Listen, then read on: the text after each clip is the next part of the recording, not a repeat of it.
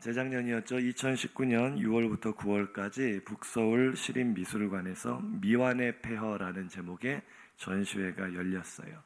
현대미술가인 김홍석 작가와 서현석 작가의 타이틀 매치 형식으로 전시회가 열렸는데요. 김홍석 작가는 미완이라는 주제를 택했습니다. 그래서 이 작품들을 보시면 벽면도 덜 칠해져 있고 이 사람들의 모습도 뭔가 미완성되어 있고 이 미완성의 표현을 이런 주제를 표현을 했어요. 그에 반해 이 서현석 작가는 폐허라는 주제를 선택을 했는데 여러 설치한 작품 중에 대표적인 것이 바로 이 쓰러진 천사상입니다. 폐허를 뜻하는 그런 작품, 현대 미술이었죠.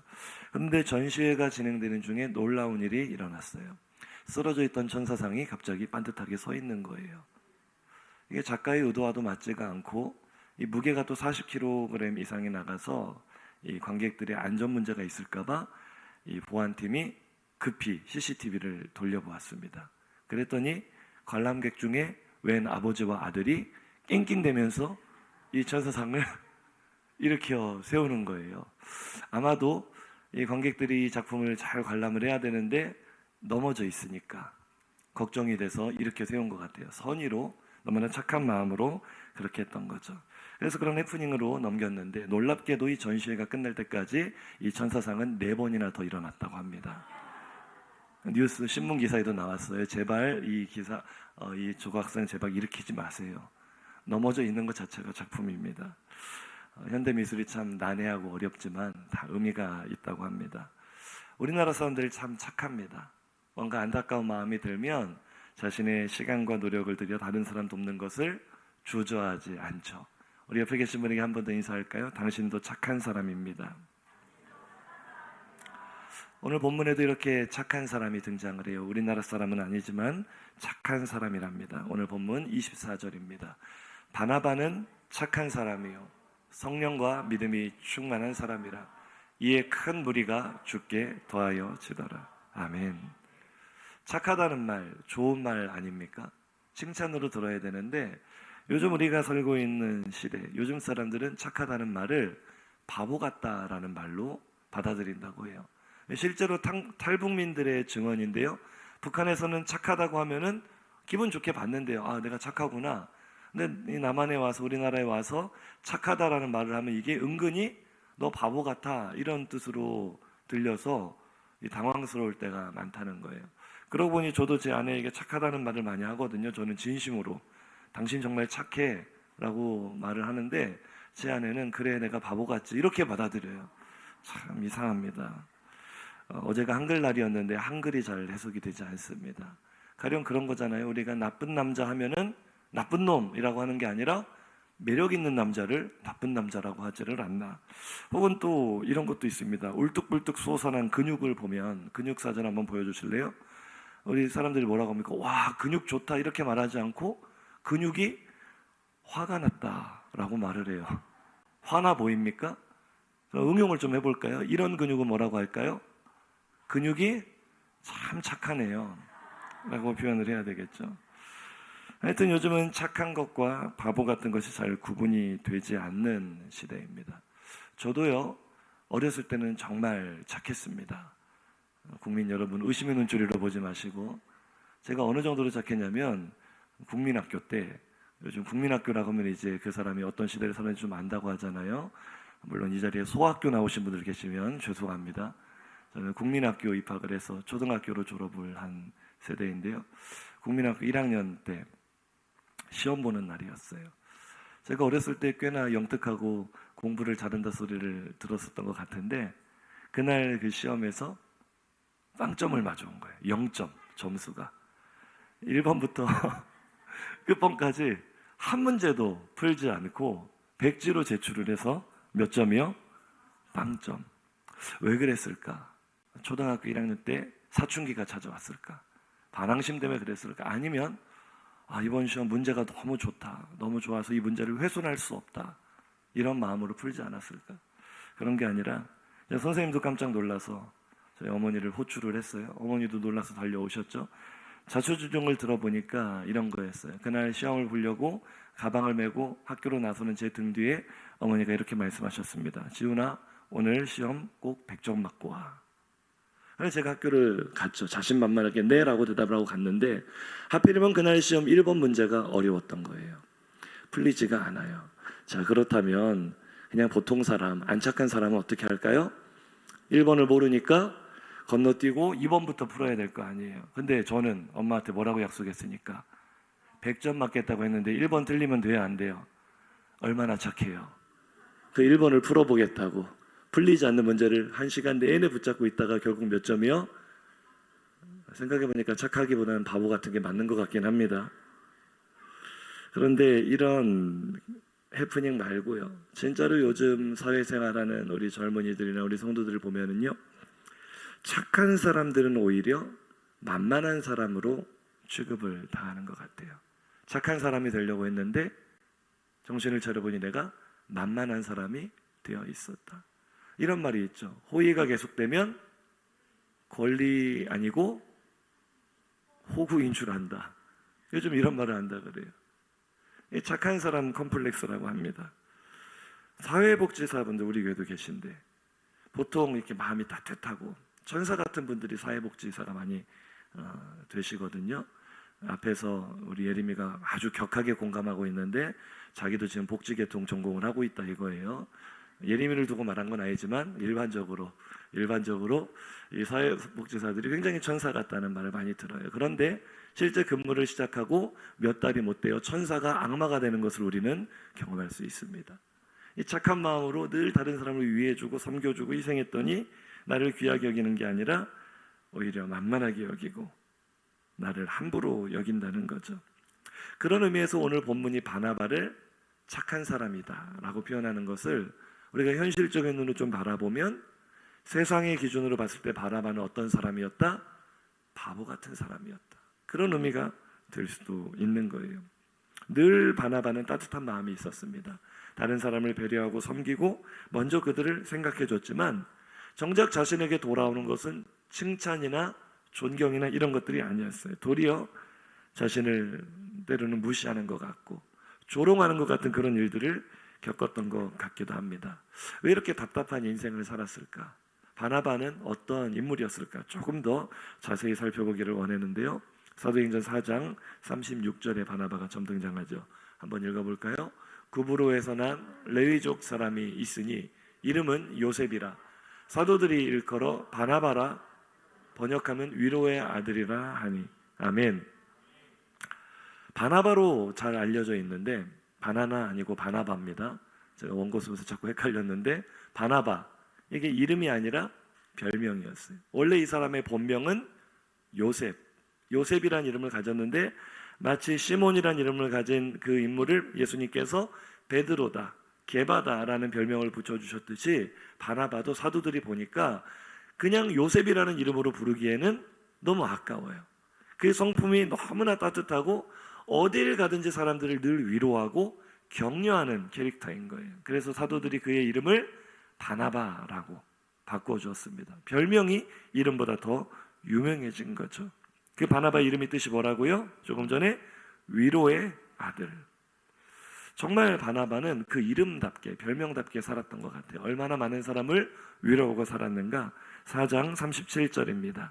시작. 그가 밭이 있음에 밭이 팔아 그 값을 가지고 사도들의 발 앞에 두니라. 아멘. 초대교회에서 자신의 소유를 팔아 사도들의 발 앞에 두었다라는 이 표현은 내가 가진 것을 어려운 이웃과 나누기를 원합니다 라는 의사 표현이었거든요. 물론 아나니아와 삽비라 같은 사람은 이렇게 하려고 하다가 욕심이 들어서 얼마를 숨겨두고 거짓말했다가 둘 다 죽는 이런 비극적인 상황을 맞기도 했지만 바나바는 누가 시켜서도 아니고 누가 시기해서도 아니고 시기하는 마음으로 한 것도 아니고 순전한 마음으로 먼저 시키지도 않은데 자신의 소유를 팔았어요.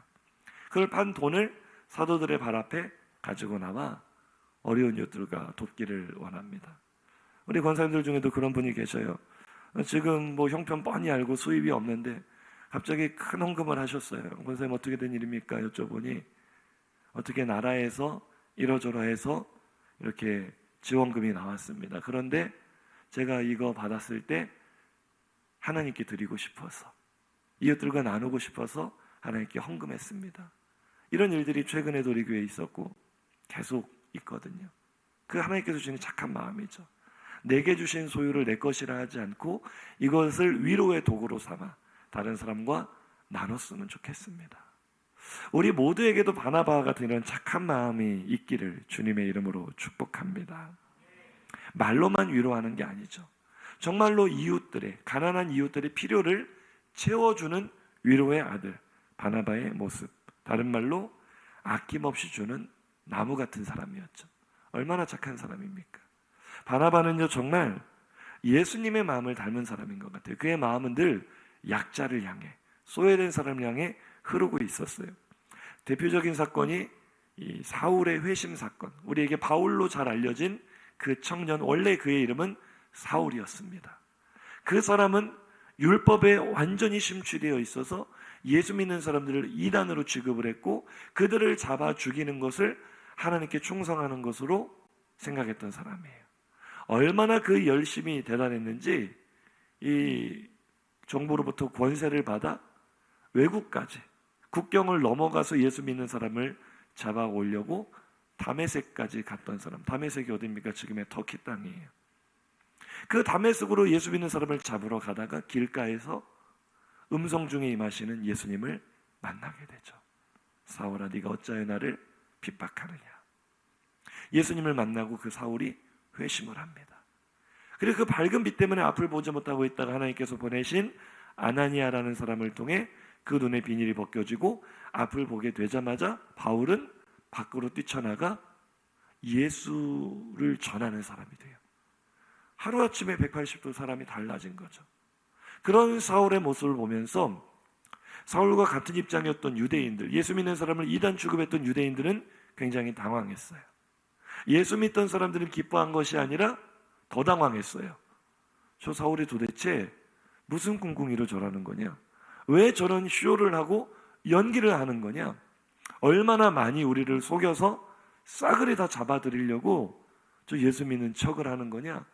사람들이 다 사울이 두려워서 가까이 가지도 않고 그를 의심의 눈초리로 쳐다보고 사울은요 속된 말로 우리말로 하자면 낙동강 오리아의 신세였어요. 어디 갈 데도 없어요. 유대인들도 그를 이제 같이 할 수가 없고 그렇다고 교회 공동체가 그를 받아주는 것도 아니고 이런 난감한 입장에 있을 때 사도들조차도 사울의 이 회심을 믿지 않고 있을 때 누가 나서요? 바나바가 나서는 거예요. 착한 사람 바나바. 사도행전 9장 26절 이하입니다. 시작. 사울이 예루살렘에 가서 제자들을 사귀고자 하나 다 두려워하여 그가 제자됨을 믿지 아니하니 바나바가 데리고 사도들에게 가서 그가 길에서 어떻게 주를 보았는지와 주께서 그에게 말씀하신 일과 다메섹에서 그가 어떻게 예수 이름으로 담대히 말하였는지를 전하니라. 아멘. 바나바는 왜 사울이 두렵지 않았겠어요? 저게 속이는 것일 수도 있다는 의심을 왜 안 했겠어요? 그런데 이도저도 못하고 오갈 데도 없는 사울의 모습을 바라보니 두려움보다 측은한 마음이 더 큰 거예요. 그를 불쌍히 여기는 마음이 더 큰 거예요. 바나바는 착한 사람이니까. 그래서 이 사도들과 바울을 의심의 눈초리로 쳐다보는 이 사도들과 회심한 이 사울을 연결해주는 다리 역할을 누가 했어요? 바나바가 한 거예요. 그래서 이 청년 사울이 예루살렘 교회 공동체 안으로 들어오게 됩니다. 사도들과 교제하며 오해가 풀리고 정말로 예수 믿는, 예수를 전하는 그런 사람이 되었죠. 그러니 사울의 입장에서는 바나바가 어떤 존재겠어요? 생명의 은인과도 같은 거죠. 절대로 잊을 수 없는 너무나 고마운 사람이었던 거죠. 사울이 이제 열심히 사역을 했습니다. 그러자 스데반을 죽였던 그 유대인들이 이번에는 사울을 죽이려고 합니다. 저놈이 정신이 나간 게 분명하다. 저놈을 없애야 되겠다. 그러자 이 예루살렘 교회 공동체는 사울을 보호하기 위해 그를 그의 고향인 다소로 보내버립니다. 한참 이 복음의 열정이 불이 올라 무대의 중심에서 복음을 전해야 될 사울이 살해 위협을 받고 고향 다소로 내려가게 되었는데 이 성경의 이 관점에서 보면은 무대의 중심에서 하루아침에 사울이 사라져버린 거예요. 사울이란 청년이 있었다. 예수 믿는 사람을 잡아 죽이던 그가 예수를 전하는 사람이 되었다. 그냥 한 줄 뉴스로 끝나버리게 된 거죠. 사울의 존재가 사라져버렸습니다. 그러나 사울이 사라졌어도 하나님 나라의 역사는 계속되었어요. 우리가 계속 살펴봤던 것처럼 예루살렘 교회 핍박 때문에 이 성도들이 흩어졌을 때 외국으로 다 빠져나가고 디아스포라가 되었고, 그 중에 대표적으로 안디옥에 모인 사람들이 모여서 교회를 이루었는데 그 교회가 부흥하기 시작했어요. 그래서 하나님은 누구를 선택하셨습니까? 예루살렘 교회에서 이 착한 사람 바나바가 적임자다. 저렇게 자생적으로 생겨난 안디옥 교회를 이끌어줄 담임 목사의 최적격은 바나바다라고 해서 바나바를 그 교회로 파송을 합니다. 자, 한번 정리해 볼까요? 이제 누가 무대의 중심에 섰습니까? 바나바. 사울은요? 다소로 갔어요. 오늘 우리로 말하면 낙향해서 존재감이 없이 미미해진 거예요. 지금 무대의 중심에는 누가 서 있어요? 바나바가 서 있습니다. 모든 사람들의 눈이 안디옥 교회의 초대 목사님인 바나바를 주목해서 보고 있어요. 바나바가 스타입니다. 바나바가 주인공입니다. 사람들의 기억 속에서 사울은 이미 잊혀져 가고 있었어요. 그런데 바나바는 어떤 사람이었다고요? 착한 사람. 다소로 떠났던 사울을 잊지 않고 기억했습니다. 그래서 바나바는 이렇게 합니다. 사도행전 11장 25절 이하 시작. 바나바가 사울을 찾으러 다소에 가서 만남에 안디옥에 내리고 와서 둘이 1년간 모여 있어 큰 무리를 가르쳤고. 아멘. 무대의 중심에서 밀려난 사울을 다시 무대 중심으로 불러온 사람이 누구예요? 바나바예요. 바울이 물론 하나님께서 선택하신 위대한 사도이고 정말 위대한 그릇이지만 바울이 바울 되기까지는 바나바의 전폭적인 후원과 도움이 없었다면 불가능한 일이었죠. 바나바는 착한 사람이었습니다.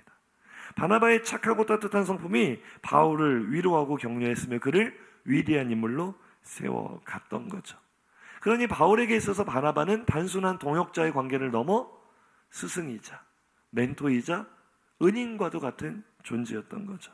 자, 여기까지 살펴보면 바나바는 높은 평가를 받아야 될까요? 그저 그런 인물로 평가를 받아야 될까요? 높은 평가를 받아야 될 것 같죠. 교회의 존경, 하나님의 사랑 한 몸에 받아도 부족한 인물이 바나바일 것 같아요. 그런데 참 인간적인 눈으로 볼 때 앞으로 펼쳐지는 이 사도행전의 이야기는 분명히 처음엔 누가 주인공이었는데 안디옥 교회 담임 목사님인 바나바가 중심에 있었는데 바나바가 누구를 데리고 와요? 사울을 데리고 왔더니 주인공이 누구로 바뀌었어요? 사도행전 읽어보세요. 이후로 사울, 이제 바울로 이름을 바꾼 사울이 주인공이 되어서 이야기가 펼쳐져 가요. 굴러온 돌이 박힌 돌을 빼내버린 거예요. 바나바 입장에서는 내가 주연이었는데 갑자기 하루아침에 내가 엑스트라가 되고 엑스트라였던 바울이 주인공이 된 이런 상황이 된 거죠. 하나님의 평가가 이해가 되지 않습니다. 하나님도 세상처럼 너무 착한 바나바는 좀 만만하게 여기고 무시하고 바울은 성격이 좀 까칠하거든요. 바울 서신 한번 읽어보세요. 얼마나 날카롭습니까? 성격이 까칠한 바울은 잘 달래가지고 이렇게 쓰시는 것일까? 물론 우리 인간의 눈으로 하나님의 뜻을 그렇게 평가할 수는 없겠죠. 하나님의 놀라운 계획이 있는 줄로 믿습니다. 그럼 하나님의 측면에서는 그렇다 칠지라도 바울을 한번 보죠. 적어도 세상 사람 모든 사람이 바나바를 만만하게 여긴다 할지라도 누구는 그렇게 하면 안 돼요. 바울이 바나바 만만하게 보면 되겠어요, 안 되겠어요?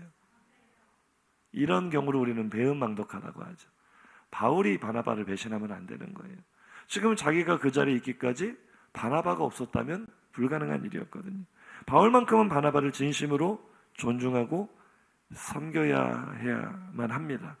그런데 물론 그렇게 했겠지만 가만히 보면 바나바는 착하다는 이유로 존중받고 높임받고 대우받기보다는 좀 만만하게 여겨지고 무시당하는 경우가 많았던 것 같아요.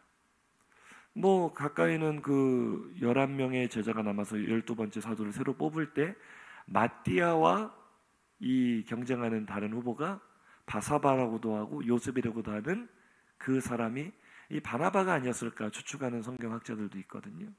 그러니까 일단 이 투표에서도 떨어졌고 그렇게 본다면 뿐만 아니라 절대로 이 바나바를 함부로 해서는 안 되는 바울이 바나바를 들이받습니다. 충격적인 사건이 생겨요. 사도행전 15장 36절 이하 한번 보시죠. 시작. 며칠 후에 바울이 바나바더러 말하되 우리가 주의 말씀을 전한 각 성으로 다시 가서 형제들이 어떠한가 방문하자 하고 바나바는 마가라 하는 요한도 데리고 가고자 하나 바울은 밤빌리아에서 자기들을 떠나 함께 일하러 가지 아니한 자를 데리고 가는 것이 옳지 않다 하여 서로 심히 다투어 피차 갈라선. 아멘. 1차 선교행을 잘 마치고 돌아와서 선교 보고까지 마친 바울과 바나바가 이제 정리가 좀 되고 예루살렘 회의가 끝난 후에 이제 우리가 2차로 선교행을 떠납시다 계획을 세우는데 2차 선교행 팀이 출발하기 직전에 지도자인 바나바와 바울이 대판 싸운 거예요. 근데 싸우는 이유가 누구 때문이었어요? 마가 요한. 이 사람의 이름을 기억하시기 바랍니다. 사도행전에서 우리가 꼭 기억해야 될 이름 마가 요한. 성령이 불처럼 임하신 마가 요한의 다락방, 바로 그 주인공이 이 마가 요한입니다.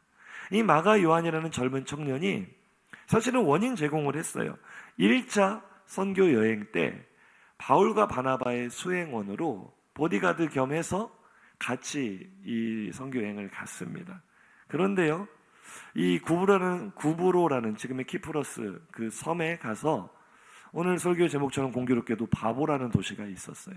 그 바보라는 도시에서 일이 생긴 거죠. 사도행전 13장 13절입니다. 시작. 바울과 및 동행하는 사람들이 바보에서 배 타고 밤빌리아에 있는 버가에 이르니 요한은 그들에게서 떠나 예루살렘으로 돌아가고. 아멘. 이 바보에서 거짓 선지자 이 바이예수라 하는 이 사람이 저주를 받고 눈이 멀고 이런 사건이 있은 후에 이제 이 구브로 섬을 떠나 육지로 상륙을 합니다. 대륙으로. 이제 본격적인 1차 선교 여행, 우리가 봤잖아요. 루스드라, 이고니움, 갈라디아서 볼 때 우리가 봤던 그 지역. 이제 본격적으로 선교 여행이 막 시작하려고 하는데 누가 갑자기 낙오하는 거예요? 아직 고난다운 고난도 맛보지 않았거든요. 아직 뭐 돌에 맞은 적도 없어요. 감옥 간 적도 없어요. 그런데 이 마가 요한이 무슨 이 비전 트립증으로 생각하고 따라왔다 보니까 이거는 단기 선교가 아니라 단기 순교를 당할 것 같은 거예요. 계속 따라가다는 안 되겠다. 내가 죽겠다 싶어서 중간에 도망을 가버립니다. 이 일이 1차 선교팀의 마음에 큰 상처가 됐어요. 너무나 마음이 낙심이 되었어요. 그래서 바울과 바나바가 아마 애써서 그 팀을 수습을 해서 이 선교여행을 마무리를 했던 거죠. 그리고 이제 잘 끝이 나고 2차 선교여행을 떠나려고 하는데 바울과 바나바 사이에 의견 충돌이 난 거죠. 자, 바나바는 어떤 사람이었다? 크게 한번 대답해 보세요. 어떤 사람이었다고요? 착한 사람. 성격이 까칠한 바울은요, 이 마가 요한이 자신의 팀을 배신하고 떠나갔을 때 아마 이를 갈았던 것 같아요. 내가 2번 다시 저놈하고 같이 일을 하면 사람이 아니다. 내가 죽을 때까지 저 마가 요한하고 같이 동역할 일은 없을 것이다. 그런데 바나바는 마음이 따뜻하고 착한 사람이라 2차 선교여행을 출발하려고 하는데 그 명단에 누구를 넣자는 거예요, 바나바가. 우리 마가 요한이 그때 회개하고 후회도 많이 했다고 하는데 우리 한 번 더 기회를 줍시다. 젊은 사람이 뭐 실수할 수도 있지. 우리가 그 마가 요한을 데리고 가면 좋은 일꾼이 될 겁니다. 그러면 바울의 입장에서 이 바울이 유교 사상을 몰라서 그래. 장유유서 뭐 이런 걸 몰라서 이게 유교의식이 좀 있으면 어떻게 해야 맞아요? 다른 사람도 아니고 자신의 생명의 은인과도 같은 바나바가 그 정도로 얘기하면 한국 사람 같으면 아무리 자기 마음에 좀 안 맞아도 어떻게 해야 맞겠어요? 그렇죠. 까짓 거 뭐 데리고 가죠 뭐. 근데 바울이 까칠하다니까요. 아니 그 마가 요한 때문에 우리가 1차 때 얼마나 고생을 했는데 그놈을 또 데려가냐고. 죽어도 안 된다고. 마가 요한 데리고 갈 거면 우리 갈라섭시다. 이런 식으로 나와버린 거예요. 이래서 머리 검은 짐승은 거두면 안 된다는 말이 나온 것 같아요. 바울이 머리 색깔이 검은색이었는지는 모르겠지만 어떻게 그럴 수가 있어요? 바나바하고 크게 싸웁니다. 그리고 결국 이 2차 팀이 출발하기 직전에 팀이 둘로 쪼개지죠. 사도행전 15장 39절 이하 보세요. 시작. 서로 심히 다투어 피차 갈라서니 바나바는 마가를 데리고 배 타고 구브로로 가고 바울은 실라를 택한 후에 형제들에게 주의 은혜에 부탁함을 받고 떠나 수리아와 길리기아로 다니며 교회들을 견고하게 하니라. 아멘. 2팀으로 갈라졌어요. 그러면 그 마가 요한, 바울에게 버림받은 마가를 데리고 이 키프로스 섬으로 다시 배를 타고 가는 바나바의 마음이 어떻겠는가 한번 생각을 해보세요. 편안했겠어요? 마음이? 뭐 기쁨과 열정이 충만했겠어요? 저 같았으면 이를 갈았을 것 같아요. 바울 저 나쁜 놈, 배은망덕한 놈, 어떻게 바울이 나한테 그럴 수가 있니? 하나님도 진짜 좀 너무하신 것 같지 않습니까? 더 기가 막힌 것은 이 사건 직후로 바나바의 이름이 사도행전에서 사라져버립니다. 사도행전 15장 말미가 이렇게 끝나거든요. 바울과 바나바가 서로 팀을 나누어서 이렇게 떠났다. 그런데 이 사도행전의 저자가 렌즈를 누구에게 초점을 맞춥니까? 바울 팀에게 초점을 맞춰요. 사도행전 16장부터는 계속 바울의 사역 이야기예요. 바나바? 기록도 없어요. 자, 내가 바나바라면 억울할까요? 안 억울할까요? 설교는 듣고 계십니까? 대답을 좀 해보세요. 억울해요? 안 억울해요? 아니, 바울이 나를 배신한 것도 속이 쓰리고 마음이 아픈데 하나님께 얼마나 배신감 느껴지겠어요?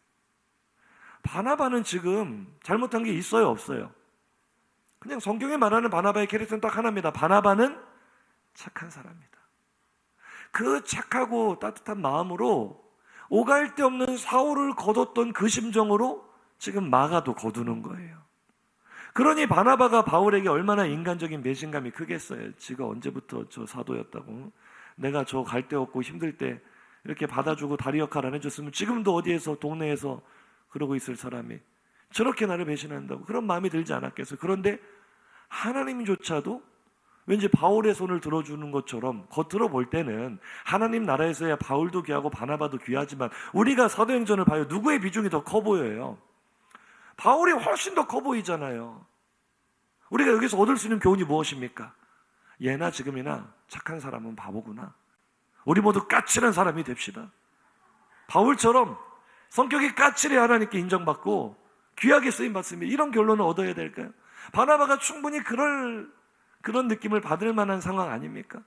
하나님이 어떻게 나를 이렇게 홀대하실 수 있는가? 한번 인사하시죠. 착한 사람은 무시당하는 것 같습니다. 저도 원래는 굉장히 착한 사람이었어요. 국민 여러분, 믿어주시기 바랍니다. 제가 바나바처럼 얼마나 마음이 따뜻하고 착한 사람이었는데 세상을 살다 보니까 참 상처를 많이 받더라고요. 착한 사람은. 세상이 제 성격을 배렸습니다.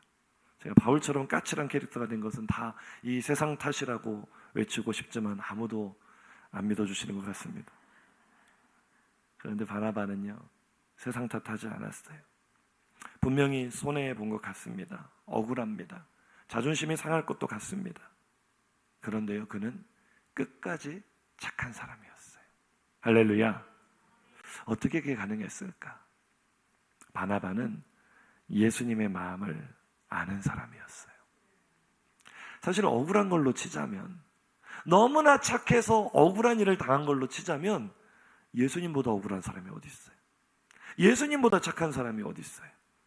예수님, 죄가 없으신 그분이, 하나님의 아들이신 그분이 아무 잘못도 없이 내 죄를 뒤집어 쓰고 십자가의 가장 참혹한 모습으로 죽으신 예수님.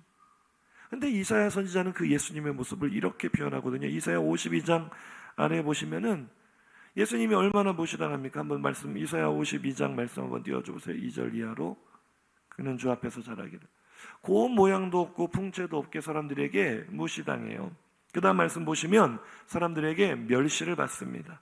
사람들에게 싫어 버림바 당합니다.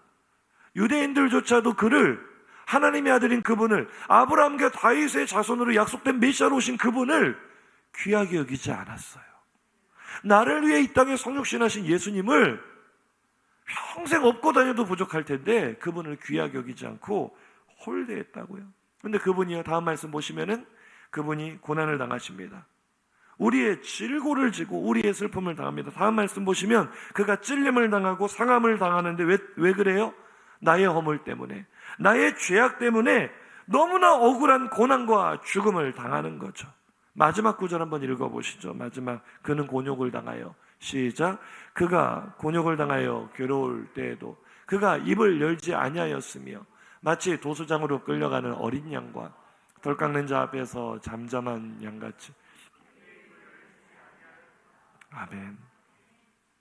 한번 인사하시죠. 예수님은 착한 분이셨습니다. 세상의 기준으로 보면 정말 바보 같았어요. 그렇게 한없이 사람들을 위해 병 고쳐주고 먹을 것을 주고 하나님 나라 복음을 가르쳐주면서 한 번이라도 좋은 대우 받으셨나요? 예수님이? 늘 멸시당하고 천대당하고 그 돌봐준 백성으로부터 십자가에 못 박으라는 저주를 듣고 그렇게 애지중지 키워온 베드로한테 저주하며 부인하는 그런 모욕을 당하고 십자가의 침뱉음과 고난과 억울한 죽음을 당하시는 예수님. 그런데 예수님이요 한마디도 하지 않으시는 거예요. 나 억울하다. 왜 나를 이렇게 홀대하느냐?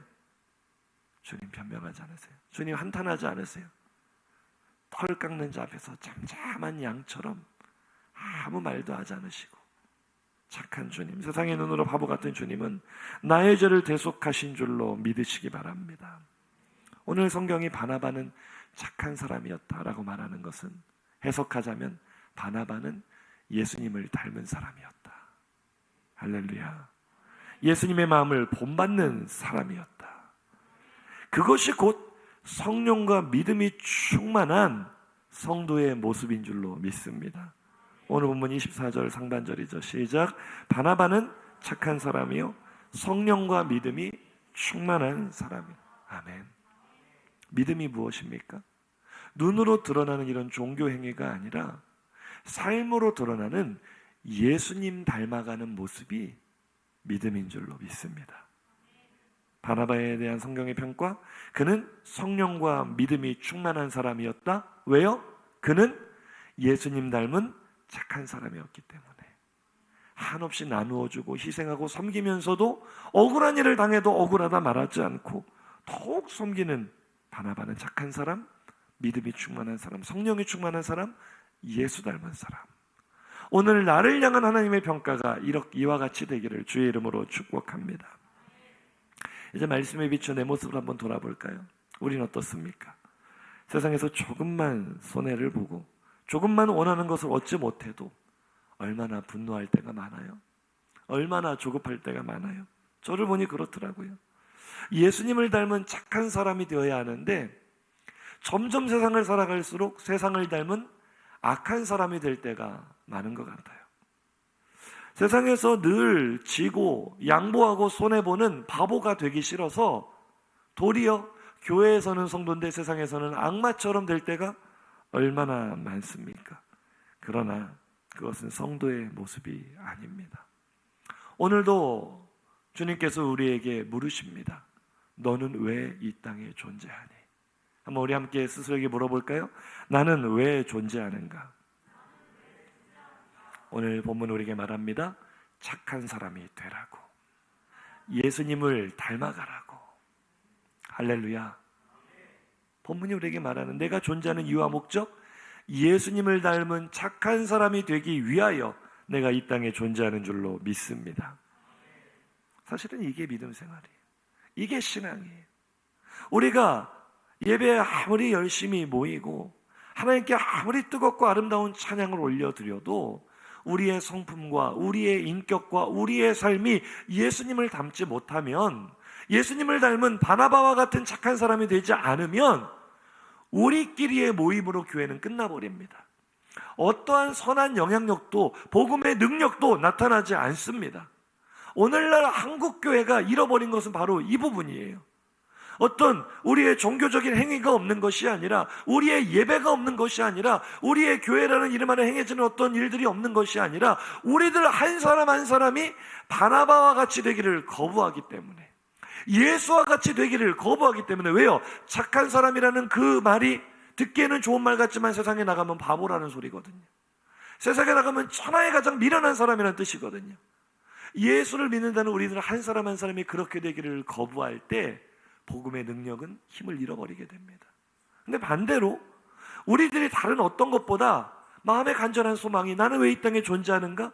예수님 닮은 착한 사람이 되기 위하여, 바나바 같은 예수님의 성품을 드러내는 착한 사람이 되기 위하여 이런 꿈과 갈망을 가지고 주님과 같이 되기를 노력할 때 성경은 말합니다. 바로 그때로부터 위대한 역사가 시작된다고요. 한번 다시 한번 24절을 볼까요? 시작. 바나바는 착한 사람이요 성령과 믿음이 충만한 사람이라 이에 큰 무리가 주께 더하여지더라. 아멘. 할렐루야.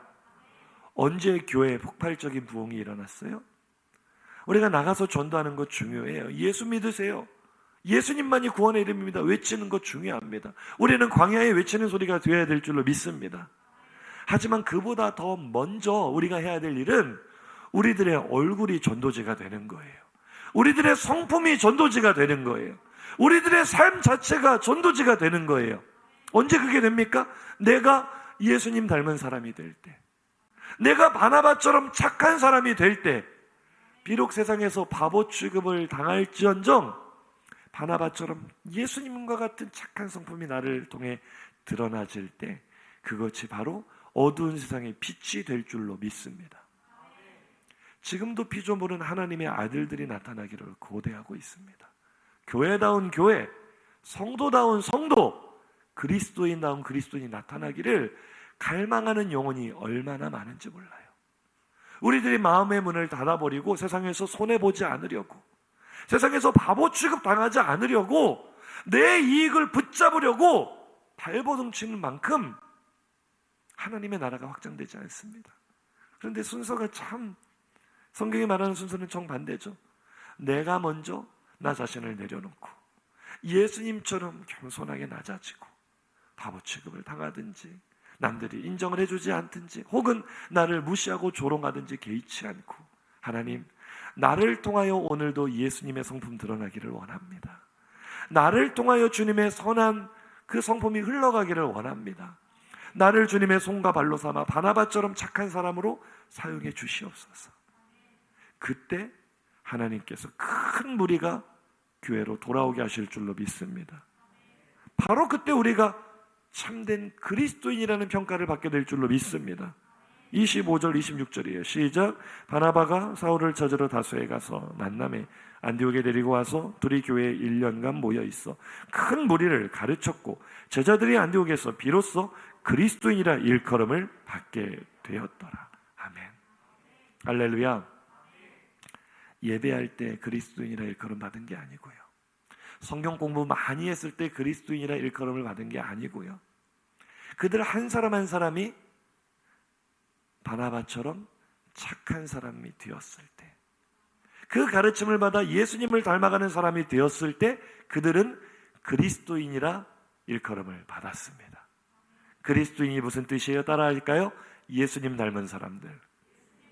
또 다른 뜻은요? 착한 사람들. 할렐루야. 한 번 더 따라 고백하실까요? 그리스도인은 예수님을 닮은 사람들입니다.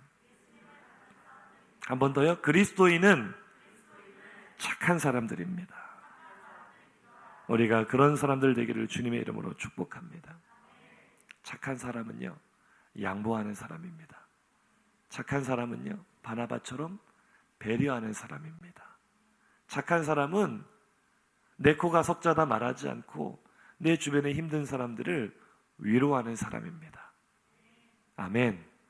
착한 사람은 낮아지는 사람이고요, 이런 마음을 가진 사람이에요. 내가 주인공이 아니면 어떤가? 내가 조연이 되고 바울이 주연이 된다고 해서 그게 무슨 문제인가? 하나님의 나라만 확장되면 되지. 할렐루야. 내가 사람들에게 인정받지 못하는 게 뭐 그게 대수인가? 내가 높은 자리에 올라가 스포트라이트를 받지 못한다 해서 그것이 무슨 큰 문제라도 되겠는가? 예수님만 드러나면 되지. 할렐루야. 우리의 마음이 바나바와 같이 되기를 주님의 이름으로 축복합니다. 이런 사람은요, 참 세상의 눈을 보면 정말 바보 같아요. 자기 밥그릇도 제대로 못 챙기고요, 인정도 제대로 못 받고 대접도 못 받고 평생 고생만 하다가, 정말 고생만 하다가 그렇게 하나님 나라 가는 것 같아요. 그런데요, 정말 바보 같지만 따라서 고백하실까요? 그것이 옳습니다. 바보가 옳습니다. 할렐루야. 왜요?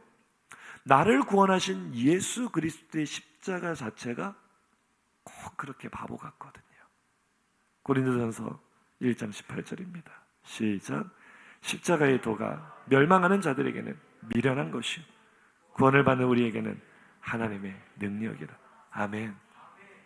어느 누가 하나님의 아들이 인간의 몸을 입고 이 땅에 오셔서 내 죄를 뒤집어 쓰고 가장 참혹한 형틀에서 가장 참혹하게 죽임을 당하는 게 나를 구원한 일이라고 생각이나 상상이나 할 수 있겠어요?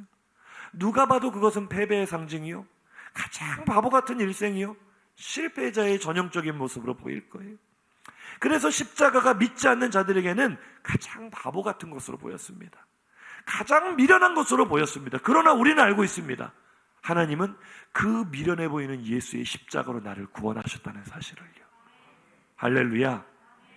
바보가 옳습니다. 예수 그리스도의 공생애는 사람들의 눈으로 볼 때는 정말 바보 같은 삶이었어요.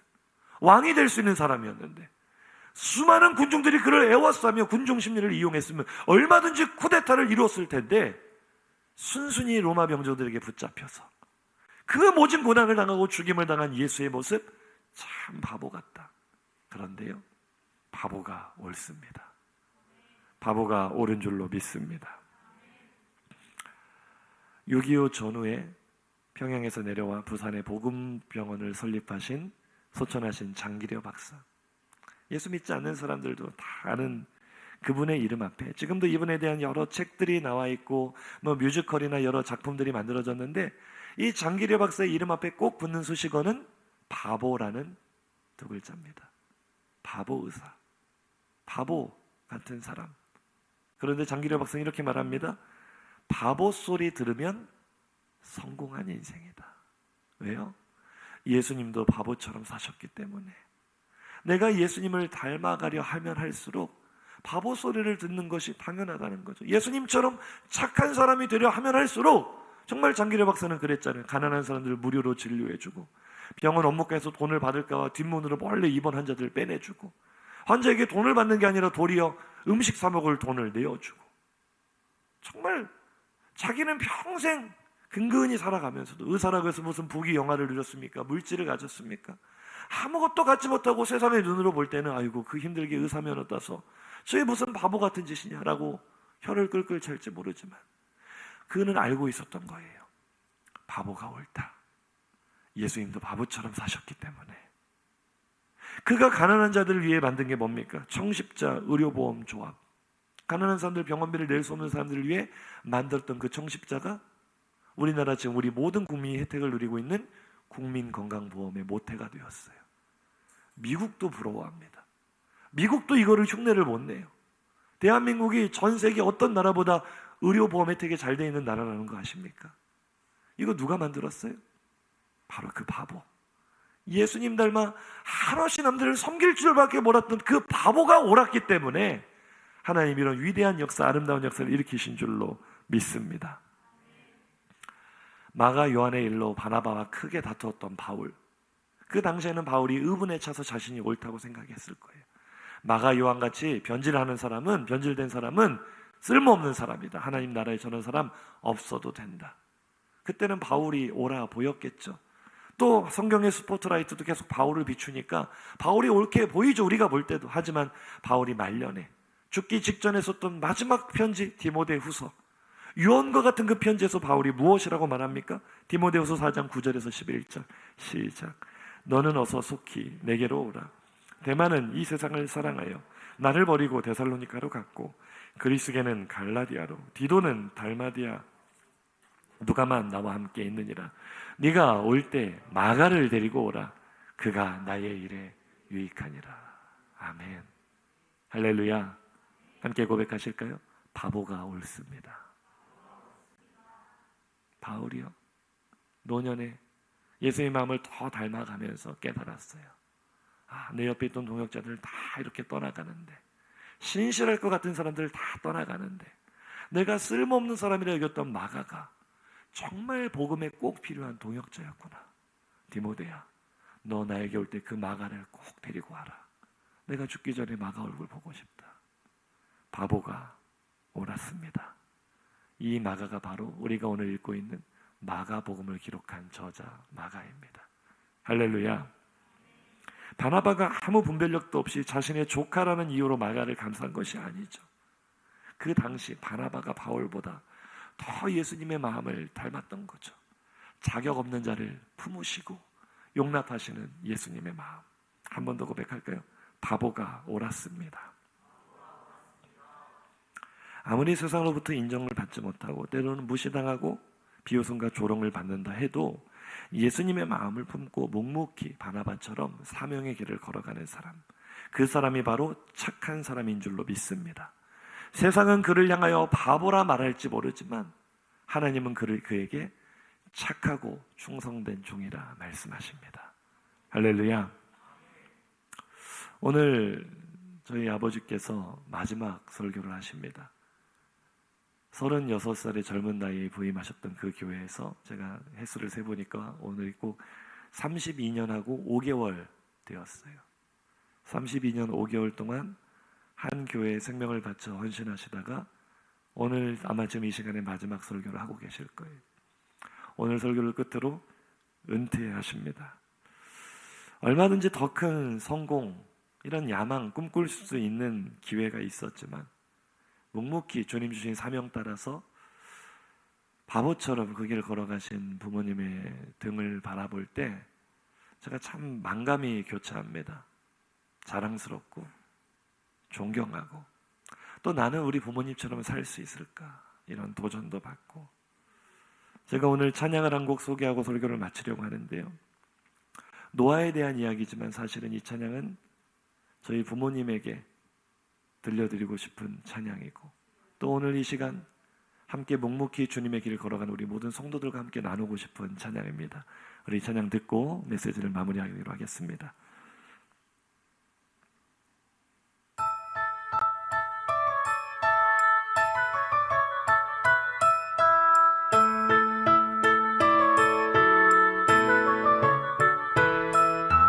산 위에서 세상 모르고 배만 만드는 노아, 당신 참 바보 같군요.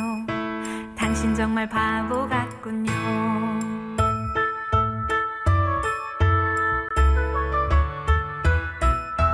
왜 맑은 날 배를 만드나요? 왜 하필 높은 산 위에? 당신 참 바보 같군요.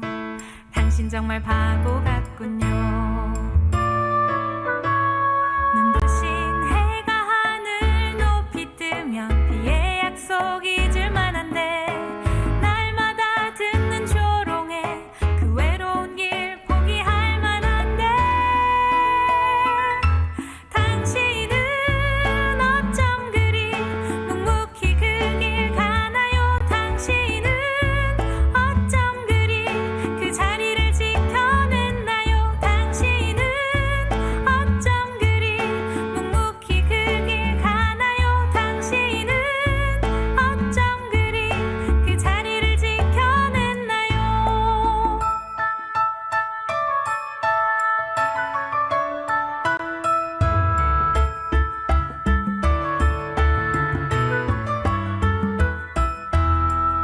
눈부신 해가 하늘 높이 뜨면 비의 약속 잊을 만한데, 날마다 듣는 조롱에 그 외로운 길 포기할 만한데,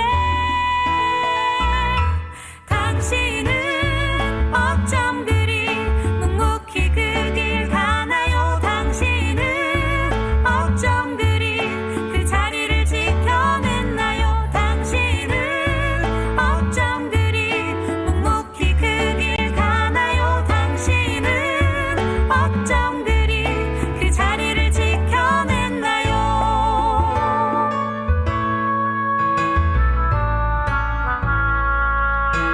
당신 참 바보 같군요. 당신 정말 바보 같군요. 당신 참 바보 같군요. 나도 바보처럼 살래요.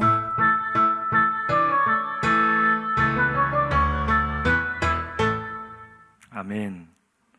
옆에 계신 분과 인사할까요? 당신 참 바보 같군요. 나도 바보처럼 살기 원합니다.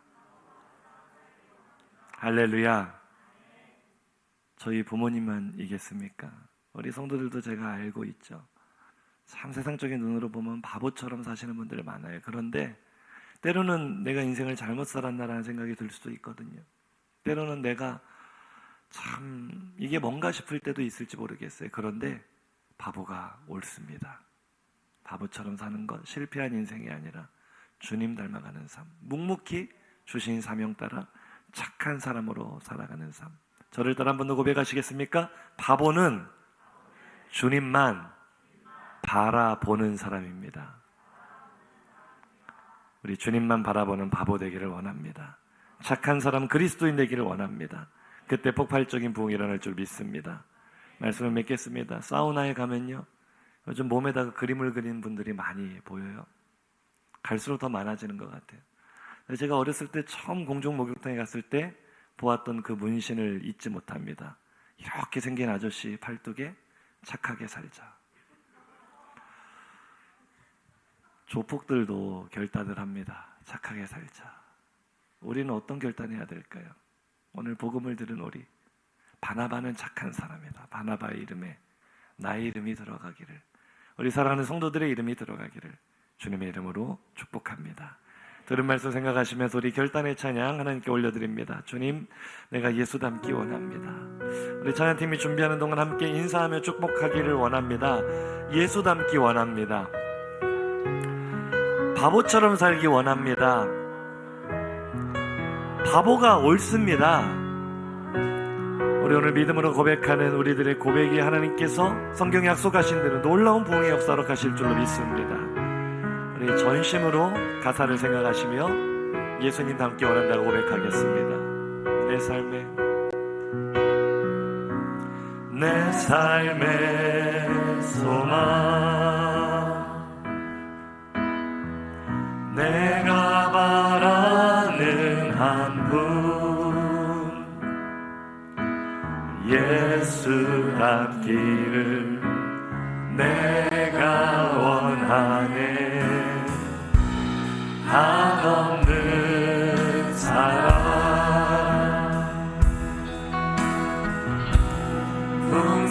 풍성한 그 예수 닮기를 내가 원하네. 예수 닮기를, 예수 보기를, 예수만 높이길 내가 원하네. 내 평생 소원 예수 닮기를, 예수만 닮기를 내가 원하네. 우리 계속해서 2절 찬양할까요? 온유하시고 온유하시고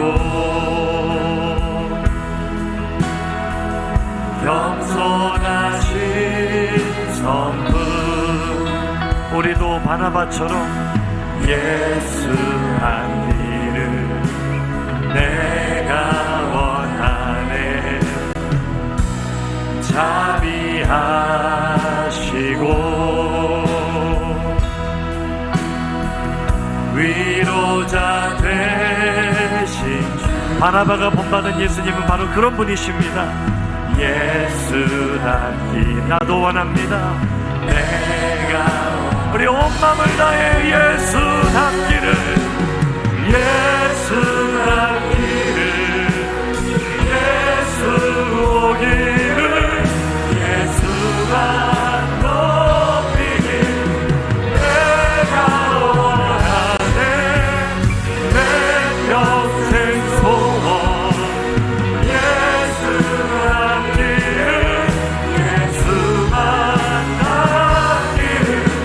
다시 한 번 더 예수 닮기를. 할렐루야. 예수 보기를, 예수만 높이길 내가 원하네. 하나님 착한 사람 되기 원합니다. 바보 같은 삶이지만 그렇게 살기를 원합니다. 나누어주며 희생하며 섬기며 우리 한 번 더 예수님 닮기 원합니다. 예수 닮기를, 세상이 나를 손가락질해 조롱해도 비웃어도 바보라 말해도 괜찮습니다. 바보가 옳습니다. 그것이 옳은 길입니다. 예수가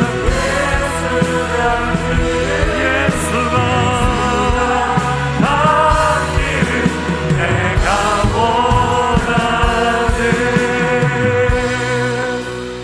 할렐루야. 두 주먹을 불끈 쥐고 결단하며 기도합시다. 하나님, 세상에서 바보가 되지 않으려고 발버둥 쳤습니다. 손해보지 않으려고, 양보하지 않으려고, 희생하지 않으려고, 내 그릇을, 내 것을 찾으려고 똑같이 경쟁하며 악마처럼 살아왔습니다. 그러나 성경은 나에게 오늘 말씀하십니다. 나는 왜 이 땅에 존재하는가? 착한 사람이 되라고, 예수님 닮은 성품을 보여주라고, 그리스도인이 되라고 내가 이 땅에 존재하는 줄로 믿습니다. 하나님, 바나바의 인생이 사람의 눈으로 볼 때는 영광스러운 것도 아니요, 주인공도 아니요, 스포트라이트도 받지 못한 그저 무시당한 것 같은 그런 인생으로 보일지 모르지만, 사람들은 그에게 바보라 말할지 몰라도 하나님은 그에게 잘하였도다 착하고 충성된 종아 말씀하실 줄로 믿습니다. 주여, 나도 바나바처럼 살기 원합니다. 착한 사람 되기 원합니다. 예수님 닮기 원합니다. 바보처럼 살겠습니다. 우리라 마음의 결단과 다짐 가지고 주여 한번 부르짖고 통성으로 기도합니다. 주여. 하나님, 나의 삶을 돌아보며 내가 이 땅에 존재하는 이유와 목적이 무엇인지, 어떠한 사람이 되어야 될 것인지, 어떠한 삶을 살아야 될 것인지 깨닫게 하시니 감사합니다.